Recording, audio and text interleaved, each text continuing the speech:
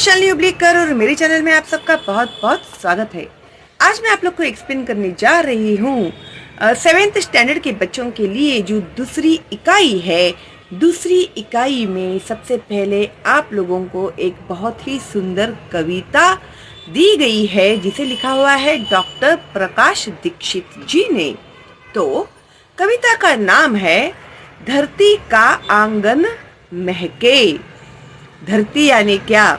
अपनी भूमि, अपनी भारत माता आई थिंक। तो भाई देखते हैं सबसे पहले इंट्रोडक्शन। परिचय का मतलब होता है इंट्रोडक्शन। तो ये जो कवि है उनका जन्म हुआ है 1929 इटावा उत्तर प्रदेश में और उनकी मृत्यु हुई है 2012। ओके, तो परिचय। आजीवन अध्यापक रहे डॉक्टर दीक्षित जी। अर्चना, मणिप्रभा, ज्ञानार्जन आदि पत्रिकाओं के संपादक रहे।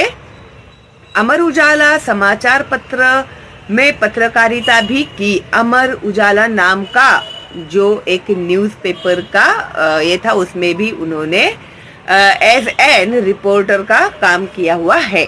आपकी रचनाएं विविध पत्र पत्रिकाओं की शोभा बढ़ाती रही। तो और बहुत सारे उन्होंने आर्टिकल्स भी लिखे हुए हैं दूसरे दूसरे न्यूज़पेपर्स में या फिर मैगजीन्स में। ओके, प्रमुख कृतियां अर्चनांजलि, उनके मेन उन्होंने क्या लिखे हुए हैं जो बहुत पॉपुलर हुए? अर्चनांजलि, मंगल पथ, दोहावली, राष्ट्रीय स्वर, कविता संग्रह आदि। पद्य संबंधी, अभी इस कविता में बहुत सारे बच्चे हैं ना, हमेशा कंफ्यूज होते हैं गद्य किसे कहते हैं और पद्य किसे कहते हैं। पद्य यानी जो कविताएं होते हैं ना उसे पद्य कहते हैं और जो लेसन्स होते हैं उसे गद्य कहते हैं। क्यों मैं समझ पा रही हूँ पता है तुम लोगों को? क्योंकि मैं भी जब तुम लोग की जितनी थी ना तो मैं भी हमेशा कंफ्यूज रहती है, क्या गद्य पद्य रहता है बाबा, समझ में नहीं आ रहा है। लेकिन अभी मैं समझ गई हूँ तो आप लोगों को अभी से ही मैं क्लियर कर देती हूँ। गद्य मीन्स लेसन्स, पद्य यानी कविताएं। ओके, चलो देन क्या है इस कविता में? प्रस्तुत नई कविता में कविवर डॉक्टर दीक्षित जी ने कर्म, ज्ञान एवं विज्ञान की महत्ता स्थापित की है।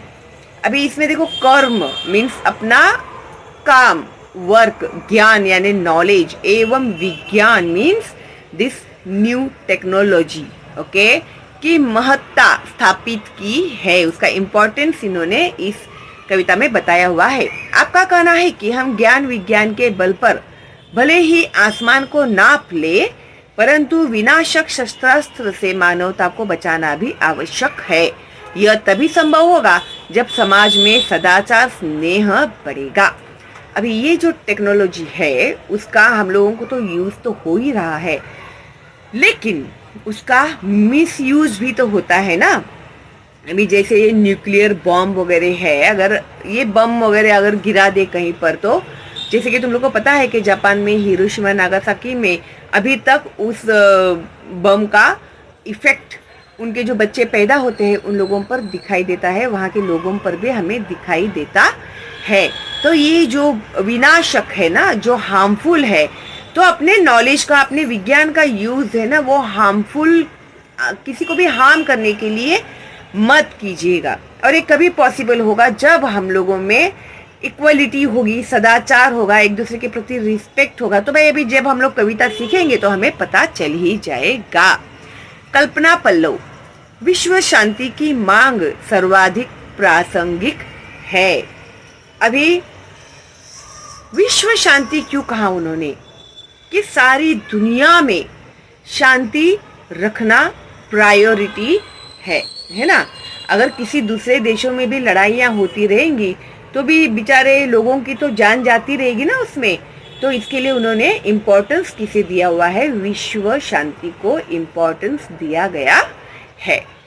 अभी इसमें है ना, तुम लोगों को आपके विचार लिखने के लिए इन्होंने कहा हुआ है। आई थिंक ये मैंने अपलोड किया है, तो जरा एसेज में जाकर देखना, प्लेलिस्ट में जाकर मैंने अपलोड किया है कि नहीं किया है और मुझे बताना कमेंट करके। तो शुरू करते हैं भाई कविता। धरती का आंगन महके कर्म ज्ञान विज्ञान से। ये जो धरती माता है उसका आंगन, हम लोग जहाँ रहते हैं ये है उसका आंगन। उसका आंगन किससे महक रहा है? कर्म ज्ञान से, यानी हम लोग जो भी काम कर रहे उससे, और विज्ञान यानी टेक्नोलॉजी से उसका आंगन जो है वो महक रहा है। ऐसी सरिता करो प्रवाहित खिले खेत सब धान से। ऐसी सरिता, सरिता यानी नदी, समानार्थी शब्द। सरिता का समानार्थी शब्द नदी है, नदी का समानार्थी शब्द यानी सिनोनाइम है सरिता। ओके, ऐसी सरिता करो प्रवाहित, आप लोग ऐसी नदी बहाओ खिले खेत सब धान से, कि उस नदी से जो भी हमारे खेत है वो अच्छे से उस पानी से पूरे खेत खलिहान जो है ना वो धान से भर जाए। तो इसमें पॉजिटिव मैसेज दिया हुआ है। अभी देखो भाई, नदी जो है ना वो बाढ़ लाके उसका नाश भी कर सकती है, या फिर वो जितना पानी चाहिए उतना ही पानी देंगे तो अच्छी खेत खलिहान आएगी, है ना। तो पॉजिटिवली उन्होंने कहा है। अभिलाषाएं नित मुस्काए आशाओं की छाह में। अभिलाषाएं मीन्स होप्स जो होते हैं ना, वो कभी भी मुस्काते रहते हैं आशाओं की छाह में, यानी उम्मीदों की छाह में। अगर कुछ अच्छा करने की उम्मीद आपने रखी हुई है तो आप लोगों को उसमें सक्सेस भी मिलेगा। पैरों की गति बंधी हुई हो विश्वासों की राह में। हम लोग का जो कदम है ना उसमें फेथ होना चाहिए, उसमें ट्रस्ट होना चाहिए। जब आपस में विश्वास होगा तो लड़ाइयाँ नहीं होंगी, है ना, वरना छोटी छोटी बातों पर भी झगड़े लड़ाइयाँ हो सकती है। ठीक है। शिल्प कला कुमुदों की माला वक्ष स्थल का हार हो। शिल्प कला यानी मूर्तियों को आकार देते हैं ना, या फिर पत्थर को ठोक ठोक कर उसमें डिजाइन बनाते हैं, उसे शिल्प कला कहते हैं। ओके, वो होता है आर्कियोलॉजी। ठीक है, तो उसको शिल्प कला, है ना, I am right, I think archaeology ही कहते हैं उसको। उस आर्ट को क्या कहते हैं? अगर तुम लोग को पता होगा तो भाई प्लीज कमेंट करके मुझे बताना। शिल्प कला कुमुदों की माला। अगेन कुमुद यानी फ्लावर, फूल। फूल का समानार्थी शब्द कुमुद। ठीक है, कुमुद का समानार्थी शब्द है फूल। शिल्प कला कुमुदों की माला वक्ष स्थल का हार हो। वक्ष स्थल यानी छाती तक पहना हुआ हार। वक्ष मीन्स चेस्ट। ओके, चेस्ट तक पहना हुआ हार हो। चंद्रलोक या मंगल ग्रह पर चढ़े किसी भी यान से, किंतु न हो संबंध विनाशक अस्त्रों का इंसान से। आप लोग तरक्की कीजिए, आप लोग चांद पर जाइए, आप मंगल ग्रह पर जाइए, किसी भी यान से जाइए, उसके लिए स्पेसशिप बनाइए, वहां पर जाइए, लेकिन कभी भी आप लोग किसी के लिए भी विनाशक अस्त्रों का यूज मत करना, या फिर उसे अपने आसपास आने भी मत देना। आप तरक्की करो, आगे बढ़ो, लेकिन किसी का नुकसान हो ऐसा कुछ मत करो। विनाशक अस्त्रों से दूर रहो। आपका संबंध जो है, आपका रिलेशन जो है, वो हार्मफुल जो अस्त्र है, हथियार है, ये जो भी टाइम बॉम्ब वगैरह है, उनसे संबंध मत रखो, उनसे आप दूर रहो, और इंसानों को भी उन सब चीजों से दूर रखो। सांस सांस जीवन पट बुनकर प्राणों का तन ढांकती। अभी देखो, हम लोगों को जिंदा रहने के लिए एक एक सांस कितनी इम्पोर्टेंट है ना।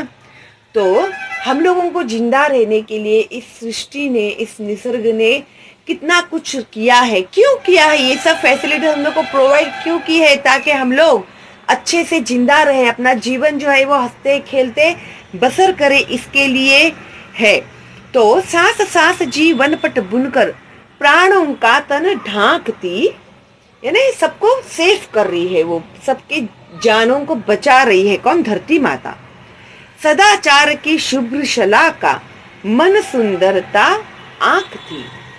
सदाचार, सदा यानी हमेशा, चार मीन्स आचार विचार, अपने जो बिहेवियर है हमेशा सदा ही हम लोगों को हमारा बिहेवियर जो है वो अच्छा ही रखना चाहिए।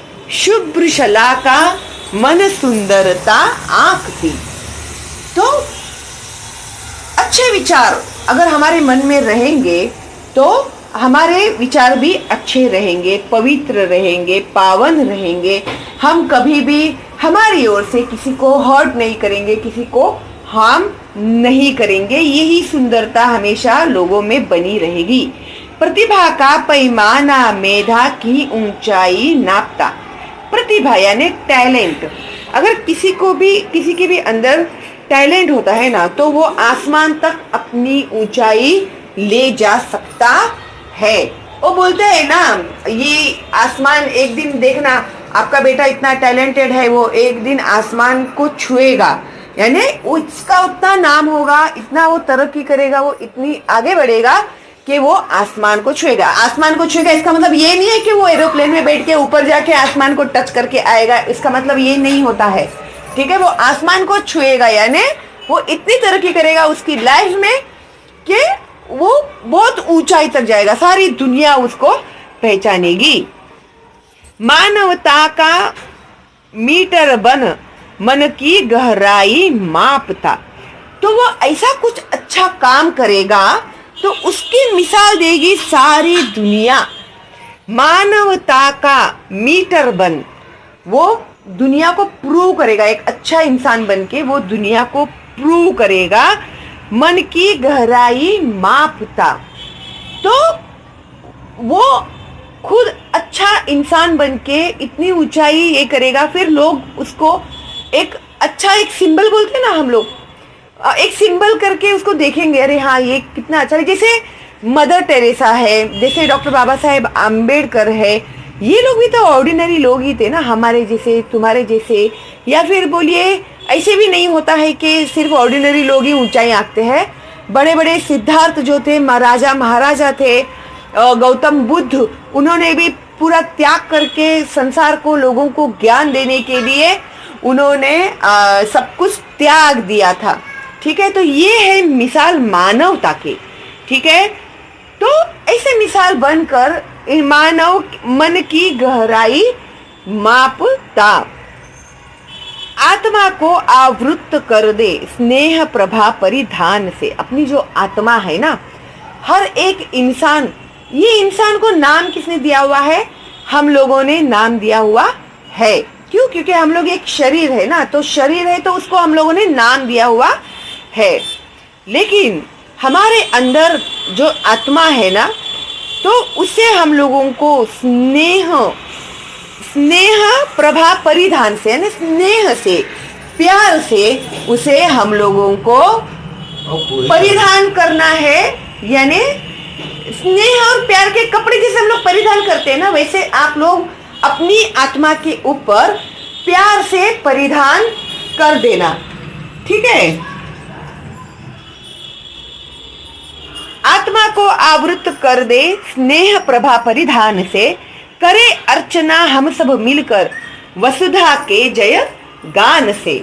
करे अर्चना हम सब मिलकर, यानी हमारी जो वसुधा यानी क्या, समानार्थी शब्द, वसुधा यानी पृथ्वी, धरती, ठीक है। तो वसुधा के जय गान से हम लोग क्या करेंगे? चलो हम सब मिलकर अर्चना करते हैं, प्रार्थना करते हैं, और हमारी ये जो धरती है उसके लिए हम लोग जयगान करते हैं, ठीक है।